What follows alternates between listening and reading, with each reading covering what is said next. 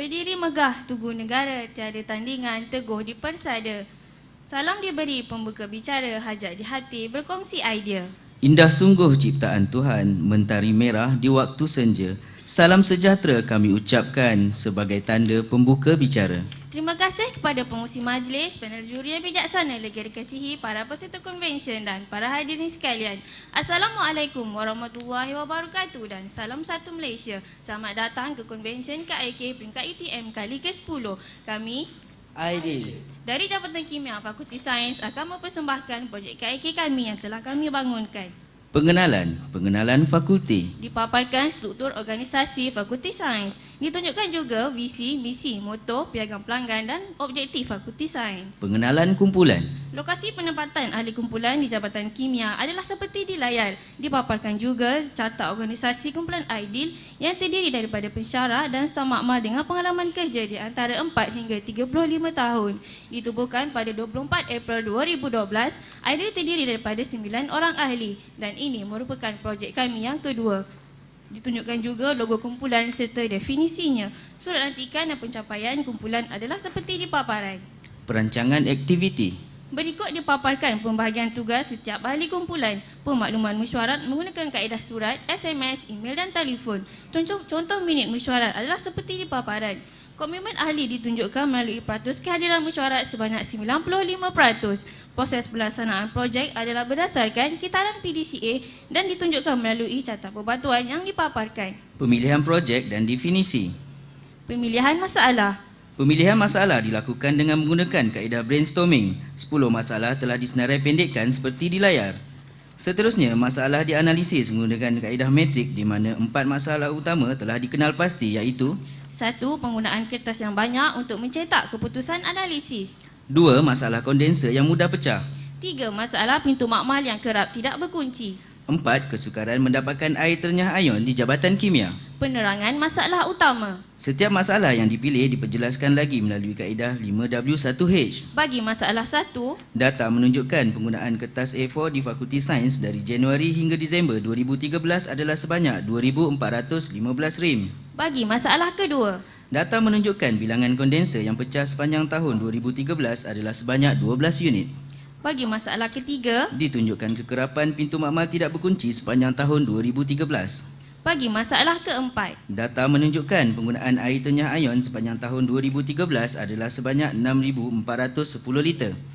Kaedah analisis metrik dilakukan setelah meneliti aspek beban kerja, masa dan imej. Kumpulan ID telah memilih untuk menyelesaikan masalah Kesukaran mendapatkan air ternyah ion di Jabatan Kimia dengan mendapat skor 160. Masalah yang dipilih. Projek ini memberikan impak kepada pengguna makmal di seluruh UTM khasnya dan di seluruh negara amnya. Kesan sekiranya masalah ini tidak diselesaikan adalah 1. Kerja tertangguh. 2. Pembaziran masa. 2. Sistem mudah rosak. 4. Hak kepuasan pelanggan menurun. Kelima, tidak efisien. Projek ini telah mendapat kelulusan daripada pihak pengurusan Fakulti Sains pada 10 April 2014. Penjelasan masalah. Masalah dapat didefinisikan sebagai Kesukaran. bermaksud kepayahan. Air ternyah ion. Air yang mempunyai pH 6.8 hingga 7.2 yang tidak menyembunyi sebaran neutron atau zat. Jabatan Kimia. Sebuah jabatan di Fakulti Sains. Analisis 5W1H menerangkan masalah yang dipilih. Masalah terjadi apabila hanya terdapat satu sistem air ternyah ion di Jabatan Kimia. Harga sistem yang mahal dan kos penyelenggaraan yang tinggi menyumbang kepada masalah ini. Bagaimana tu Fariza? Nak tahu? Mari kita saksikan video ini. Hai Kak Fiza. Hai. Kak Fiza, di Ainas Hotel nak menyamik ke? Oh, belum lagi. Filter belum tukar. Mahal lah, harga RM2,000 lebih. Tapi kita orang dah order dah. Oh, lama juga kan? Dah dekat 9 lebih kita order kan? Nak buat macam mana? Terpaksa lah tunggu. Latar belakang masalah. Apa masalahnya? Air ternyah ion diperlukan untuk aktiviti analisis dalam penyelidikan. Terdapat hanya satu sistem di Jabatan Kimia. Sistem tidak dapat disediakan di setiap makmal kerana kekangan kewangan. Pertambahan aktiviti analisis dan perundingan menyebabkan kegunaan air ternyah ion meningkat. Pengambilan air ternyah ion dihadkan untuk aktiviti tertentu sahaja seperti penggunaan instrumen dan penyediaan bahan kimia. Fariza, selain dari itu, ada ke lagi masalahnya? Ada. Harga satu unit sistem ternya ion lebih kurang RM24,000. Kartridge perlu diganti sekiranya nilai kekondaksian menurun. Penggunaan sistem yang terlalu kerap menyebabkan sistem perlu sentiasa disenggara. Harga satu unit kartridge adalah RM2,000. Hanya terdapat satu sistem di Jabatan Kimia iaitu di Blok C19 Arah 1. Apa itu air ternyah ion? Air paip yang melalui prosesnya ion, ia tidak mengandungi sebarang zat atau nutrien. Nujulat pH-nya adalah 6.8 hingga 7.2. Apa itu ion? Atom-atom molekul yang mempunyai charge positif atau negatif. Bagaimana ion dinyahkan daripada air? Bahan penjerap iaitu resin akan menarik ion-ion yang berada di dalam air paip. Proses ini akan menghasilkan air tulen. Aktiviti penyelidikan di dalam makmal memerlukan air yang bersih dan tulen bagi mendapatkan hasil yang tepat. Namun, sumber air paip di negara kita masih mempunyai bahan cemak walaupun telah melalui proses rawatan. Terdapat 3 jenis air yang biasa digunakan untuk aktiviti di makmal iaitu 1. Air ternyah ion. 2. Air osmosis berbalik. Dan ketiga, air suling. Penjelasan bagi setiap jenis air tersebut seperti di paparan. Berikut ditunjukkan spesifikasi bagi air ternyah ion. Berdasarkan jadual yang dipaparkan, nilai bacaan bagi air ternyah ion adalah 0.1 mikrosimen. Berikut ditunjukkan parameter piawai air menurut ASTM iaitu American Society for Testing and Materials. Jabatan Kimia mempunyai 4 blok bangunan di mana setiap blok mempunyai 4 aras. Pelah menunjukkan lokasi di mana sistem air ternyah ion terletak iaitu di blok C19 arah 1. Ditunjukkan senarai makmal di Jabatan Kimia dan jarak setiap makmal dengan sistem air ternyah ion sedia ada. Dipaparkan data penggunaan air ternyah ion di makmal di mana pelajar yang menggunakan air ternyah ion adalah seramai 144 orang. Dipaparkan data penggunaan air ternyah ion dari sistem komersial sepanjang tahun 2013 adalah sebanyak 6,410 liter. Sasaran projek. Aidil telah menetapkan sasaran 1. Penambahan 4 unit sistem air ternyah ion di setiap blok Jabatan Kimia. 2. Penjematan kos perolehan sistem sebanyak 80%. Penetapan sasaran adalah berasaskan piagam pelanggan Fakulti Sains pada perkara 4, 7 dan 9. Pernyataan 1, 2 dan 3 menunjukkan data purata keperluan air ternyah ion bagi 144 mahasiswa pasca ijazah, 52 orang mahasiswa projek sarjana muda dan staf makmal di Jabatan Kimia. Jumlah keseluruhan keperluan air adalah sebanyak 26,656 liter setahun. Ini menunjukkan jumlah keperluan air ternyah ion adalah 4 kali ganda dan lebih banyak daripada jumlah air yang dapat dihasilkan daripada satu sistem. Wah, banyak tu. Kan? Ditunjukkan juga sebut harga dari pembekal di mana harga bagi satu unit sistem air ternyah ion komersial adalah sebanyak RM24,000 dan RM31,000. Analisa masalah. Raja Ishikawa 1 menunjukkan sebab dan akibat bagi masalah yang dipilih. 4 faktor telah dikenal pasti sebagai penyumbang kepada punca masalah iaitu faktor manusia, bahan, kaedah dan mesin. Verifikasi punca paling mungkin. 7 punca paling mungkin telah dikenal pasti setelah pemerhatian dan analisis dilakukan. Punca lokasi jauh telah diterima sementara lain-lain punca telah ditolak. Bagi faktor kaedah. 5 punca telah dikenal pasti. Punca aktiviti penyelidikan banyak telah diterima sementara lain-lain punca telah ditolak. Bagi faktor bahan. Punca untuk mendapatkan air yang berkualiti dan harga yang mahal telah diterima. 5 punca yang lain telah ditolak. Bagi faktor mesin. 5 punca dikenal pasti, 3 punca ditolak, manakala punca hanya terdapat satu sistem dan alat ganti mahal telah diterima. Raja Ishikawa 2 menunjukkan punca paling mungkin yang telah dikenal pasti dan huraiannya sebagaimana terpapar di layar. Borang soal selidik diedarkan bagi mendapatkan maklum balas daripada responden dan dikelaskan lagi menggunakan kaedah 5W2H. Hubung kait antara punca paling mungkin dan borang soal selidik adalah sebagaimana di layar. Maklum balas daripada 100 orang responden ditunjukkan melalui catabal dan rajah Pareto. Analisis peluang penambahbaikan. Cadangan penyelesaian. Kaedah analisis SMART digunakan bagi mengenal pasti punca paling mungkin. 2 punca paling mungkin telah ditolak. Kaedah rajah pokok pula digunakan bagi mengenal pasti punca cadangan penyelesaian pada punca masalah. Kesemua cadangan penyelesaian telah diterima iaitu 1. Harga yang mahal. Cipta sistem yang lebih murah. 2. Lokasi yang jauh. Lengkapkan sistem di setiap blok. 3. Hanya satu sistem. Cipta sistem yang sama dengan yang ada di pasaran. Dan 4. Alat ganti mahal. Cipta cartridge sendiri. Oleh itu, terciptalah Ideal. Is it a New Year's Eve celebration in Kazakhstan? Yeah, what's going on? 2006, Mario Nasty, what up? With that brand new classic. Yeah, vibe with us. It's about 2,000 hot girls. Yeah, keep it up. Two step with me. Come on, let's do it like this. Di layar ditunjukkan gambar raja skematik ID Aqua dan spesifikasinya. Nak tahu apa itu ID Aqua? Mari kita saksikan. ID Aqua adalah satu sistem yang dibangunkan bagi menghasilkan air tengah ion untuk kegunaan aktiviti pengajaran dan penyelidikan di Makmal Jabatan Kimia Fakulti Sains. Ia dibina dengan gabungan 6 penapis air yang diubah sesuai kandungannya yang terdiri daripada 2 unit penapis gentian bersaiz 5 mikron yang bertindak untuk menapis ampaian di dalam sistem air paip. 2 unit penapis karbon berfungsi untuk menyingkirkan kandungan bahan kimia dan bioorganisma, manakala 2 unit penapis yang seterusnya mengandungi rezin, iaitu ion exchange untuk memastikan air yang terhasil adalah tulen, tiada bahan pencemar dan mempunyai sifat air lembut. Pembangunan prototipe ID Aqua dijelaskan dengan kaedah 5W1H di mana ID Aqua dibina dengan menggunakan 2 unit cartridge fiber, 2 unit cartridge karbon tak aktif dan 2 unit cartridge berisi rezin penukar ion. Gambar menunjukkan aktiviti pembangunan ID Aqua. Kos pembangunannya ada sebanyak RM315. 4 faedah dan keunikan ID Aqua adalah Kos lebih murah, mobile, tanpa tenaga elektrik. boleh digunakan sebagai air bateri. Dipaparkan juga faedah tidak ketara sistem.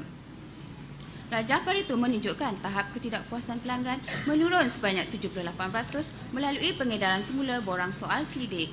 Analisis menggunakan alat HPLC dilakukan bagi menentukan kebolehgunaan air sistem ID Aqua.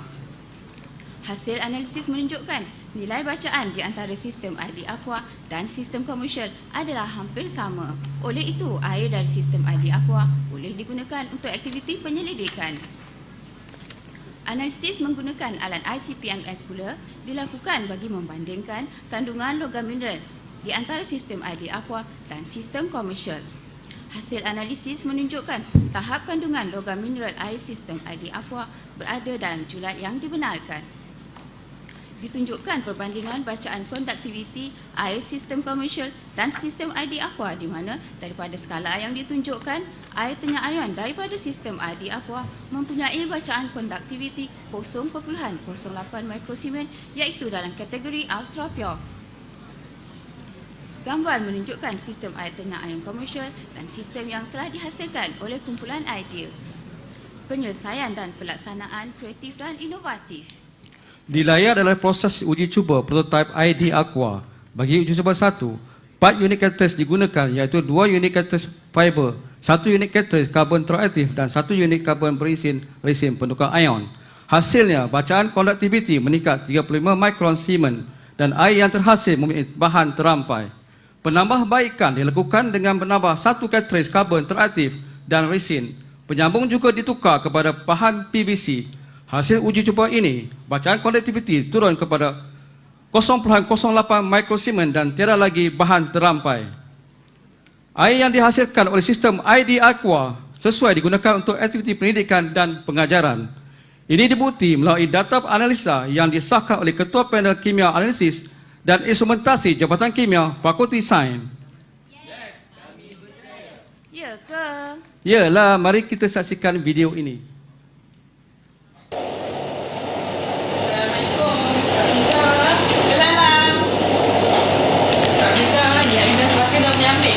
Oh, dah boleh dah. Ambil lah. Okey. Wah, ni sistem baru ke Kak Fiza? Ya, sistem baru. Sistem ni kita buat sendiri. Filter buat sendiri. Kos pun murah. So, lepas ni awak nak ambil banyak mana pun boleh. Kat jabatan ni dah ada 4 unit dah. Wah, bagusnya. Terima kasih Kak Fiza. Nanti saya bagi tahu kapan Okay. Bye.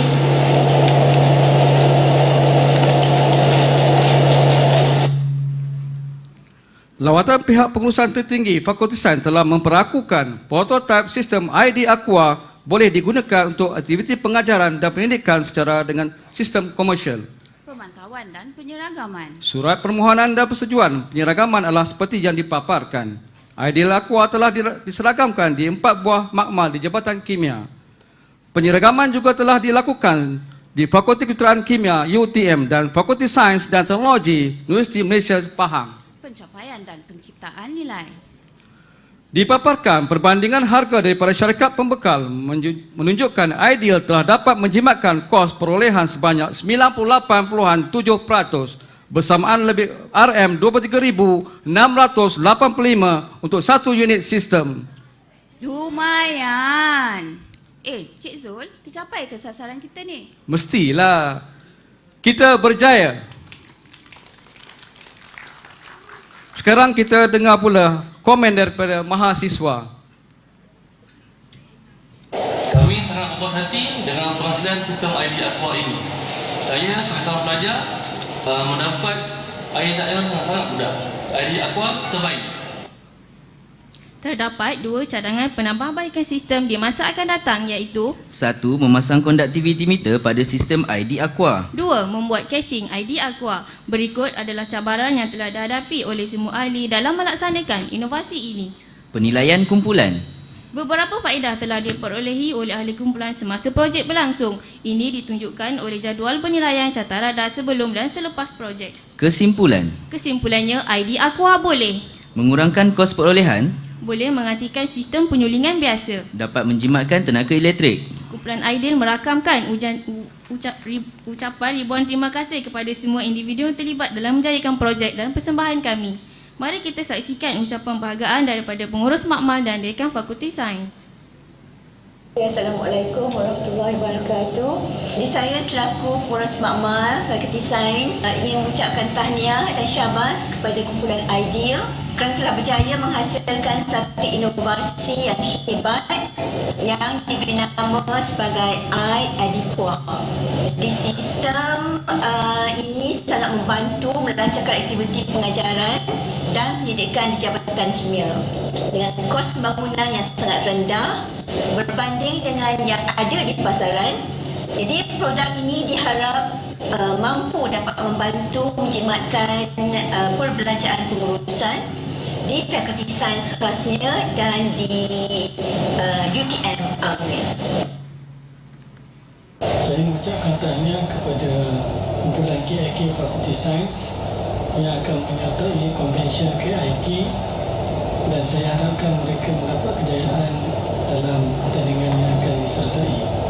Saya merasa bangga kepada kumpulan KIK Fakulti Sains yang telah meluangkan masa untuk menyempurnakan projek dengan sebaik mungkin dan kita harap hasil daripada projek dapat membantu Fakulti Sains dan Universiti dalam menyelesaikan masalah melalui penjimatan sama ada tenaga maupun kewangan.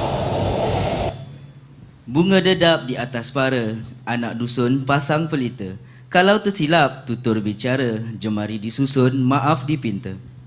Dari Kedah ke Pekansari beli swasta di Kota Tinggi. Selesai sudah tugas diberi, lain masa bersua lagi. Sekian. Terima kasih. Baik, demikian tadi kumpulan Ideal daripada Fakulti Sains. Okey, sila menghadap juri untuk kita serahkan juri untuk komen. Silakan. Okey, bismillahirrahmanirrahim. Assalamualaikum warahmatullahi wabarakatuh. Saya bagi pada Puan Hajah Sumiati dulu.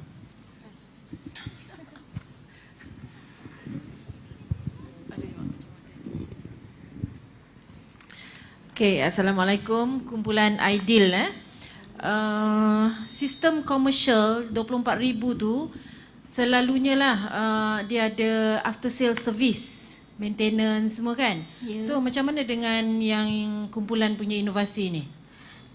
Terima kasih soalan. Ada juga penyelenggaraan selepas kita buat. So 6 bulan selepas kita buat, kita akan bersihkan, tukar cartridge, bersihkan apa yang perlu. Tapi untuk setiap hari kita akan cek konduktiviti dia. Sebab air tanya ion dia punya bacaan konduktiviti sangat penting. So bacaan tu yang akan menentukan ketulinan air. So bacaan tu di maintain lah, Maintain. diambil kira setiap hari. Okey. Satu lagi soalan saya pasal analisa masalah. Kumpulan katakan kesukaran, kan? Kesukaran. Kemudian dia punya definisi dia kepayahan. Macam saya tak dapat nak perincikan lagi apa maksud dengan kesukaran, apa maksud kepayahan tu. Tapi sebenarnya lepas tu bila saya baca seterusnya saya tahulah sebab ada satu sistem sahaja. Jadi satu jauh, kan? Dekat satu fakulti tu dekat satu blok saja. Kemudian nak tunggu, kan? Jadi patutnya dekat analisa masalah tu diterangkan apa yang dimasukkan payah tu. Lama menunggu ke, prosesnya banyak ke, jauh nak berjalan ke. Satu botol yang tadi dalam video tu berapa berat dia? 10 liter. 10 liter kan, berat nak mengangkat, nak naik tingkat satu ke apa semua kena diperjelaskan dekat analisa masalah tu. Okey, itu saja daripada saya. Terima kasih. Tuan Haji Zainuddin. Terima kasih Datuk. Tahniah kumpulan Aidil. Aidil. Awak nak soalan senang ke soalan susah ni? Saya difahamkan makam awak tinggi . Makam tu makam ni kedudukan taraf dia . So jadi soalan ni berkadar dengan makam juga tu. Okey. Soalan ni memang agak susah lah. Kalau boleh jawab lah. Kalau tak boleh, angkat bendera putih je lah . Okey, susunan yang 6 cartridge ni. Ya. Okey, ada 6 cartridge kan? 2 karbon teraktif, betul? Betul. Okey, nak dapatkan susunan yang ideal ni, nombor 1 ni penapis gentian, kedua dan ketiga karbon teraktif, keempat penapis gentian, kelima resin DI dan keenam resin DI ni . Berapa kali cubaan dibuat untuk mengatur kedudukan penapis 1 sehingga 6 ini? Banyak kali. Banyak kali. Tapi saya rasa yang dilaporkan di projek ini, kalau tak salah 2 kali saja kan. 4 lagi mana gaibnya?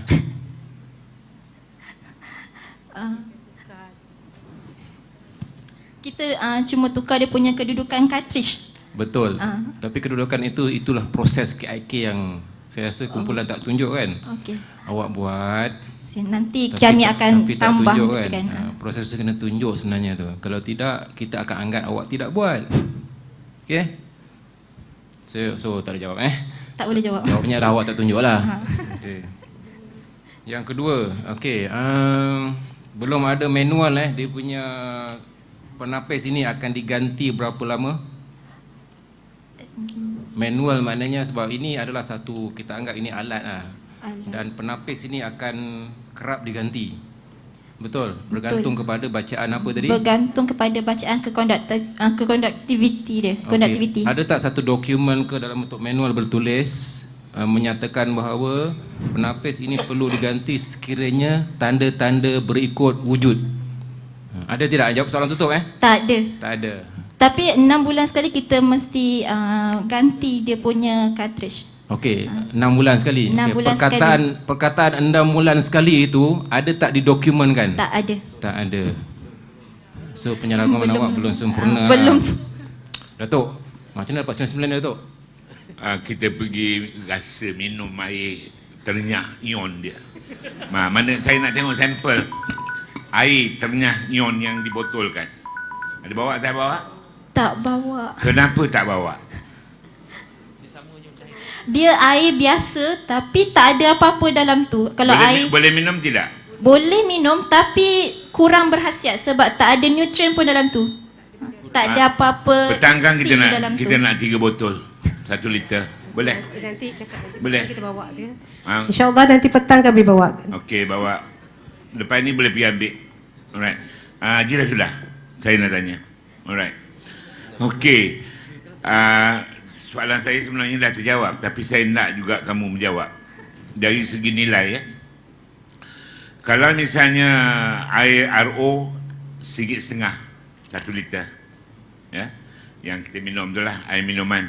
Mineral water RM2.50. Kalau mineral water yang dijampi-jampi mungkin nak RM7. Alright, dia baca ayat Al-Quran, wallahu a'lam. Air kamu ni 1 liter kalau nak dibanding dari segi harga nilai, berapa ringgit? Sebotol 1 liter. Untuk kegunaan di Jabatan Kimia, kalau nak beli di luar lah. Ada tak membuat perkiraan? Pernah buat perkiraan ke apa tidak? Dia lebih mahal ke ataupun dia lebih murah? Kalau ikut daripada sistem yang kita, kalau kita, sistem yang kita beli di pasaran, sistem tu harga dia mahal. Jadi 24,000. Ada satu quotation yang kami dapat 31,000. Kalau nak ambil kira dari segi tu, harga air tu memang jadi mahal. Alright, okey, bijak. Alright, jawapan yang bagus. Mana air ni boleh ni, air ternyah nyon ni kita boleh minum tak? Boleh, tapi tak berkhasiat. Kurang berkhasiat sebab dia tak ada apa-apa dalam tu. Mineral dia tak ada. Kalau kita buat untuk basuh-basuh? Boleh. Tapi sayanglah harga dia mahal. Alright, okey. Puan Hajar Sumiati bercakap tadi tentang kesukaran. Tajuk kamu ya. Kalau sekarang saya bagi kumpulan Aidil menukar nama tajuk tapi tak menukar konten laporan, apa tajuk agaknya yang nak diberikan? Tajuk baru ya? Tukar tajuk. Kesukaran, kalau di sini kesukaran mendapatkan air ternyah ion di Jabatan Kimia. Sebabnya satu sistem aja ada. Itu sebab kau apa nama ni bergebut-gebut. Alright, kemudian lokasi jauh dan sebagainya. Sekarang adakah ini sebenarnya masalah kesukaran ataupun masalah kamu ialah masalah bekalan yang terhad ataupun masalah kamu ialah tentang kekurangan apa nama ni air ternyah ion dibekalkan? Kekurangan sistem air ternyah ion di Jabatan Kimia. Tajuk kamu bukan kesukaran, dia tak susah dapat. Benda tu kurang je sebab ada satu sistem. Sekarang dapat berapa sistem dah ada buat? 4. Macam ni 4. Alright. Kalau kita nak minum air ni, misalnya apa yang perlu dikurangkan daripada 4 ni? Apa nama ni, ada 4. Resin. Yang itu. Resin. Dan dia boleh menjadi air sebagai air RO. Ya, boleh jadi RO. Alright. Kenapa tak nak berniaga? Jual air. Belum lagi, sebenarnya itu ada dalam perancangan kami. Ada ke tak ada ni?